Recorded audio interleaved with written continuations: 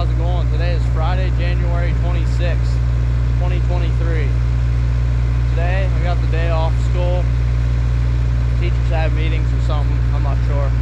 But anyhow, we're up here at the After Farm feeding. Let's get at her.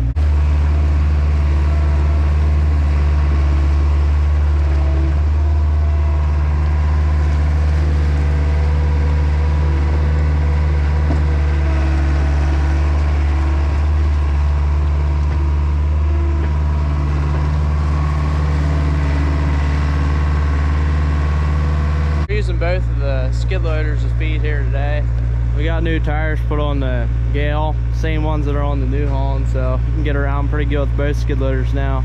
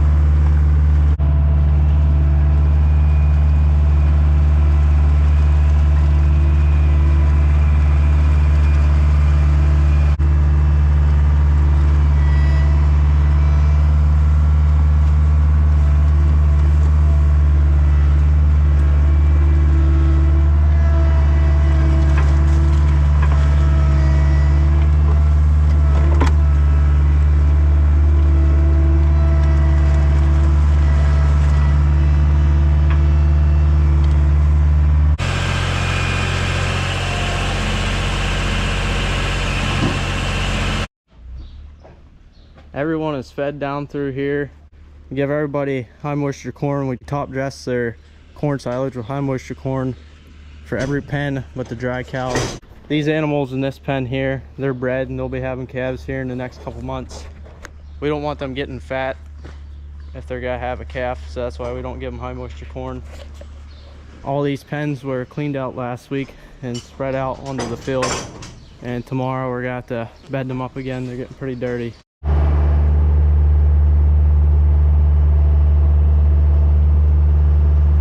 Dad and I got the heifers taken care of.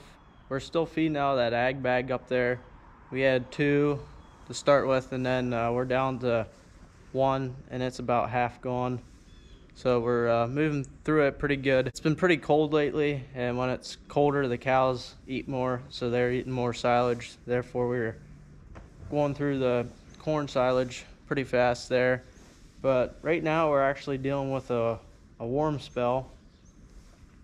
And it's supposed to get up to 60 degrees today, and that's crazy for the end of January. Normally right now we're 10 below zero with snow on the ground. Last weekend at this time we did have some snow on the ground, and then we also did have some cold weather too. So we've been getting some January weather, but as of right now we've been getting some rain, and then everything thawed out and it's warm and everything is just a mess. This kind of weather's hard on the cows. Probably gonna see a lot of pneumonia. We don't want to see that, but whenever it's cold and it's hot, you're prone to have cattle with pneumonia in this weather. It's not very good weather for them at all. Cattle like consistency, and changing the weather, it's very hard on them. And it causes stress, and the stress makes them sick. Anyways, after we got done feeding up there, we're working on this corn planter. For those of you that are new to the channel, this spring we had lost one of our main tractors, the 5140 Maxim. It was hooked to the corn planter. My pap was planting corn with it all day, and my dad and pap had went for lunch, and the neighbor that lives beside the field down there called and said the tractor is on fire. It just happened right after he had got out of the tractor to come for lunch. It was very unfortunate. We still have the tractor. It's sitting right across the road now. I'm actually looking right at it. But not only did we lose the tractor, but some damage was done to the corn planter. And as far as damage goes, we lost the 3 fertilizer boxes. They had all melted just from the heat. The corn planter actually didn't catch on fire. Just the heat off of the fire of the tractor had burned everything. So all your hoses and monitor, we lost the monitor because it was in the tractor. So my dad had actually called Agri-Tier this morning, the local white planter dealer, and he's got 3 new fertilizer boxes on the way and a new monitor with the wiring. And he had just left right now to go get some new hydraulic hoses made. So there's 2 hoses.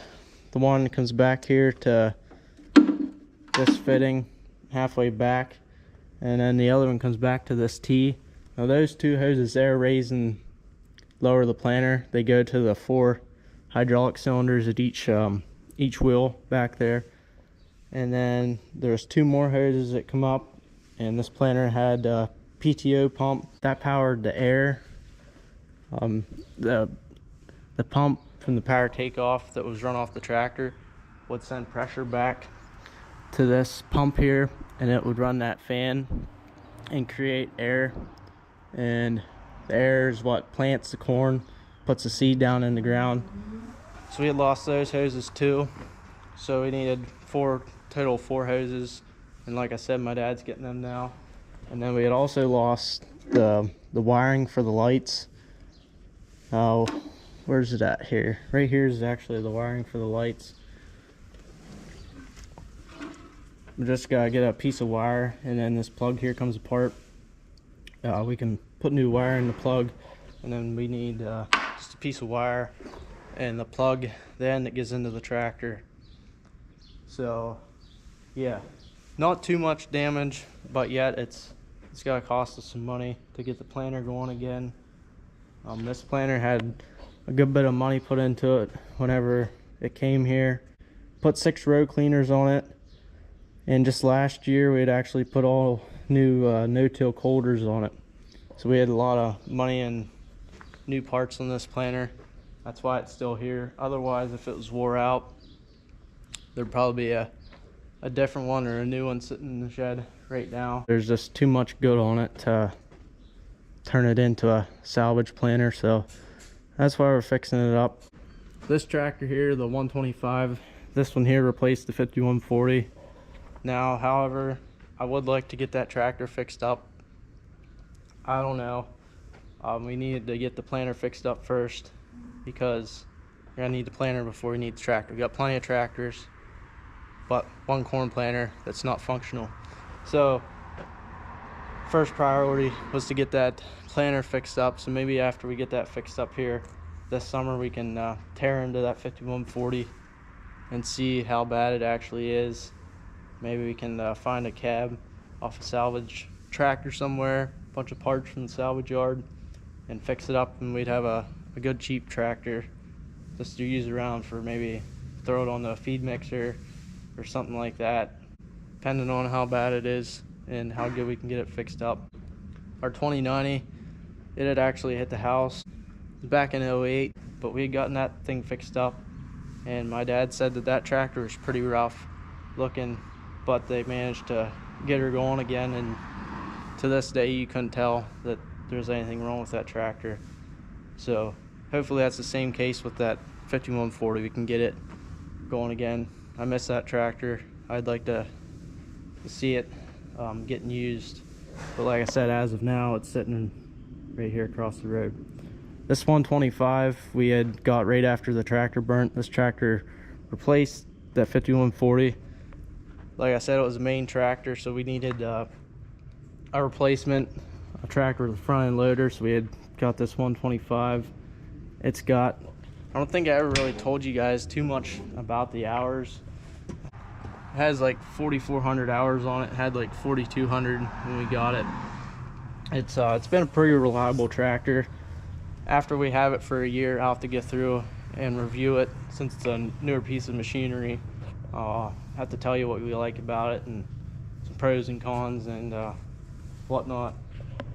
But enough rambling. I want to get this tractor pulled out and get it pressure washed. As you can see, it is terrible dirty. We were using it up at the heifer farm to feed whenever it was really wet and hauling bales and stuff, and every time it just gets so dirty, and I hate to see it, a new tractor like this covered in mud. So gotta get her outside and put the foam cannon to work, get this girl cleaned up. One thing that we found with this tractor was it starts really easy when it's cold out. The older tractors, they do have a little bit of a tough time starting, especially the 2290. I don't know what it is with that tractor. It's terrible starting in the cold. But the other tractors really don't mind it, and for sure this one doesn't. There was one day that my dad couldn't get it started, and it was like below zero that day.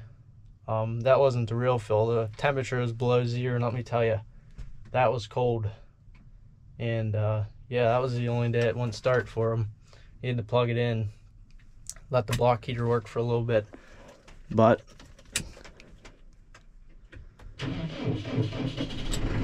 yeah, no hesitation at all. It just fires right up. My guess is it's an easy starting tractor because it's a 4-cylinder and maybe not quite as much compression. I know compression, motors with higher compression are harder starting when it's cold out compared to motors or engines with lower compression. I don't know. I don't know much about engines. I'm sure some of you guys that do know a lot about engines can tell me down in the comments why this tractor would be so much easier starting compared to the other ones. My main guess would be because this is a 4-cylinder and the rest of the tractors are a 6-cylinder. I don't know.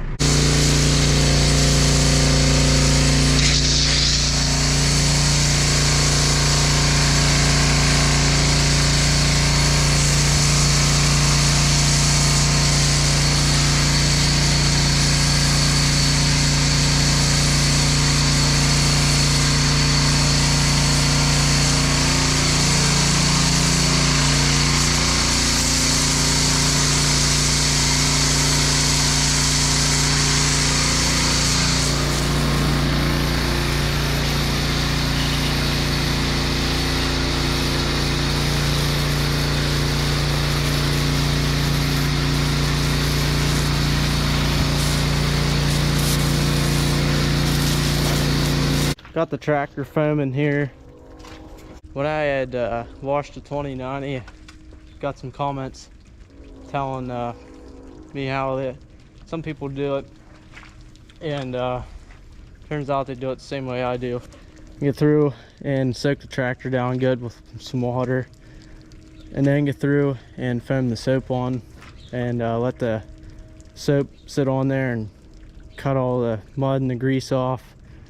And then after you wait, you get through and just pressure wash it all off.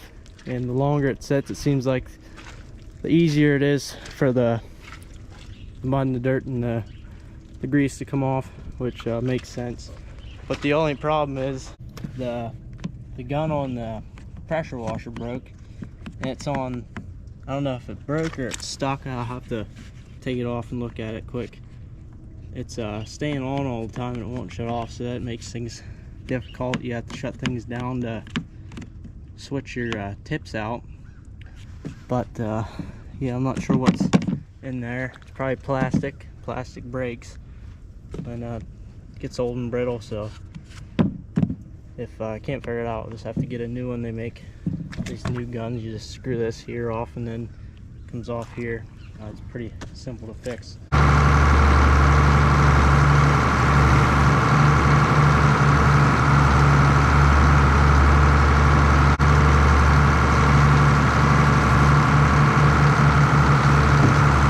It is now later on in the afternoon here now. Early this morning, I had started washing this tractor, and my dad went to get some hydraulic hoses and it turns out he was short a hose, so he had to go back to the farm store, and he just picked another gun up here to put on the pressure washer. I assume the old one, something broke in there. Like I said, it was all plastic, and that stuff just wears out. So we got a brand spanking new one here. Just have to put this end here on it. We should be ready to get this tractor cleaned up. Got the tractor all washed up here. It's not the most perfect cleanup, but it's definitely better than what it was. It's gonna be getting used in the mud again, so I wasn't gonna take too much time, but I wanted to get it cleaned up while I had the chance, and while the weather was nice.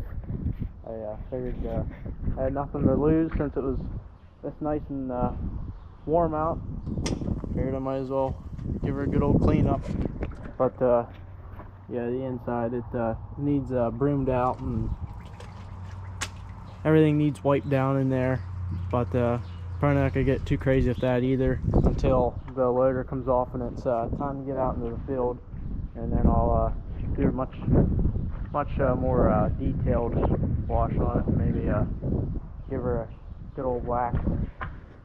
But yeah, it can't complain. It definitely looks a lot better than what it did before I started, that's for sure. Hey guys, how's it going? It's the next morning here now. Yesterday I got that 125 sitting up there, got it all washed up, and I put the hood up on it, washed it out in there at the engine, just to make sure there wasn't any debris in there, and get it all cleaned out, and also hose the coolers out, the radiator. And I don't know if, I think one of them might have something to do with the air conditioning, and there's an oil cooler there on the front.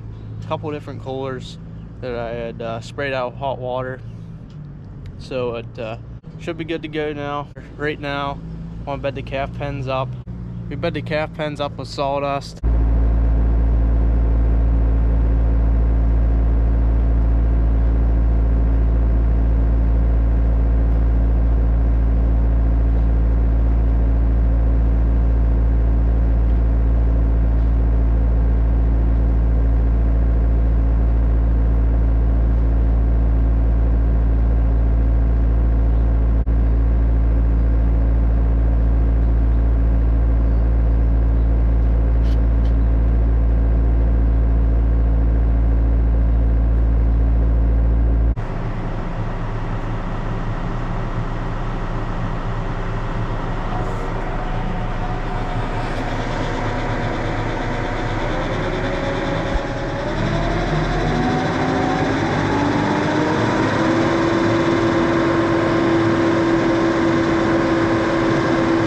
Dad and I got the new hydraulic hoses put on this corn planter here this morning, and we hooked the PTO pump up to the 125, and surprisingly it actually works. It was just low on oil. We had to put quite a bit of oil on it because these lines run back to that big fan there that I had mentioned yesterday. It takes a lot of pressure to turn that fan, and whenever the tractor burned it, it blew these hoses out, so we would have lost, you know, all that oil. So it would take a good bit of oil to get pushed back through there. So after we got plenty of oil on it, it created pressure and seemed to be no leaks anywhere, so that's always good. Yeah, we were kind of worried that this here may be a problem.